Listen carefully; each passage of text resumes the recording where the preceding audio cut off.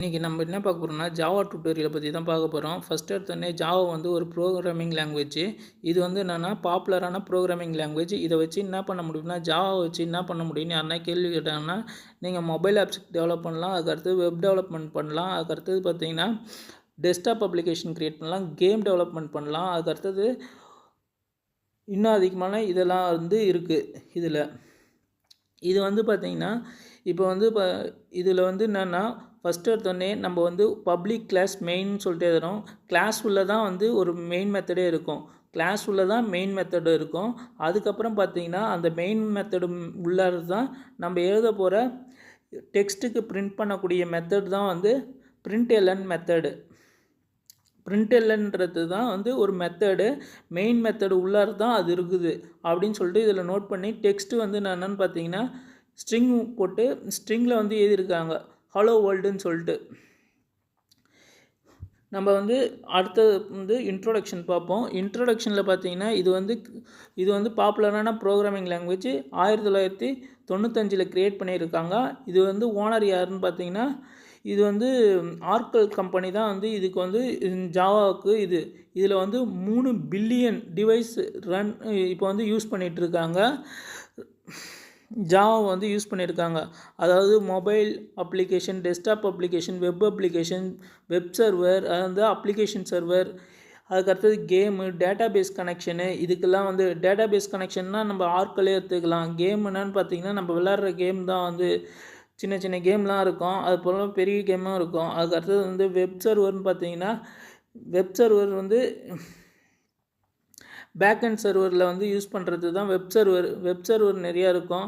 அதுக்கப்புறம் வந்து application server, அதுக்கடுத்தது வெப் அப்ளிகேஷன்றது நம்ம யூஸ் பண்ணுற வெப்சைடு தான் வந்து வெப் அப்ளிகேஷன் சொல்லுவாங்க. டெஸ்க்டாப் அப்ளிகேஷன்றது வந்து நம்ம யூஸ் பண்ணக்கூடிய ஒரு சாஃப்ட்வேர் வந்து இன்ஸ்டால் பண்ணுறோம்ல சிஸ்டத்தில், அதுதான் வந்து டெஸ்க்டாப் அப்ளிகேஷன் சொல்லுவாங்க. மொபைல் அப்ளிகேஷன்றது வந்து நம்ம ஆண்ட்ராய்டு மொபைலில் வந்து ஆப்பை டவுன்லோட் பண்ணி இன்ஸ்டால் பண்ணுறோம்ல, அதான் வந்து மொபைல் அப்ளிகேஷனு.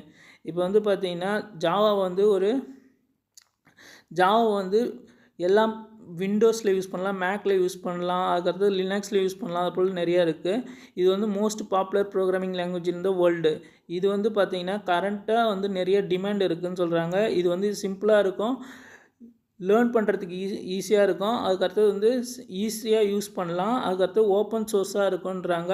ஆனால் இது ரொம்ப பெருசு. ஆனால் ஜாவான்றது சும்மா சின்னது இல்லை, இது வந்து செக்யூராக இருக்கும், ஃபாஸ்ட்டாக இருக்கும், பவர்ஃபுல்லாக இருக்கும்.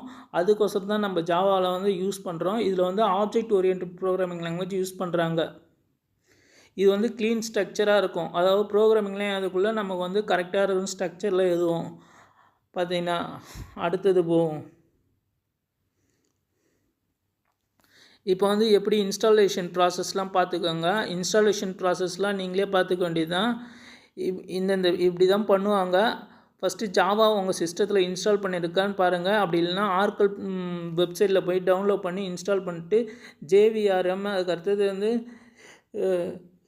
ஜாவா டெவலப்மெண்ட் கிட்டு இதெல்லாம் வந்து இன்ஸ்டால் பண்ணிக்கணும். அதுக்கடுத்தது ஐடி வந்து உங்கள் சிஸ்டத்தில் வந்து இல்லைன்னா ஐடி வந்து இன்ஸ்டால் பண்ணிக்கோங்க. ஐடி வந்து என்னென்னா எக்லிப்ஸு, அதுக்கப்புறம் பார்த்திங்கன்னா அது போல் நிறையா இருக்கும். அதில் வந்து உங்களுக்கு எது வந்து பிடிச்சிருக்கோ ஃப்ளெக்சிபிளாக இருக்கோ அதை வந்து யூஸ் பண்ணிக்கலாம்.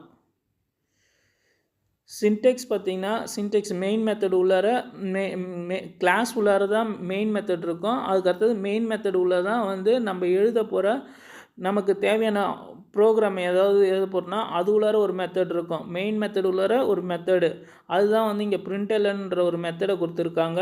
மெயின் மெத்தடுன்றது வாய்டு மெயின் போட்டிருக்காங்கள்ல, அதுதான் சின்டெக்ஸ். நம்ம தான் வந்து ஞாபகம் வச்சுக்கணுமே, பப்ளிக் கிளாஸ் மெயின்ன்றது மெயின் மேலே போட்டிருக்க மெயின் வந்து கிளாஸ் நேமுன்றது என்னென்னா இப்போ கிளாஸ் நேம் வந்து கேஸ் சென்சிட்டிவாக இருக்கணும், அது நல்லா ஞாபகம் வச்சுக்கணும். Thank you friends. பிடிச்சிருந்தால் லைக் பண்ணுங்கள், ஷேர் பண்ணுங்கள், கமெண்ட் பண்ணுங்கள், சப்ஸ்கிரைப் பண்ணுங்கள்.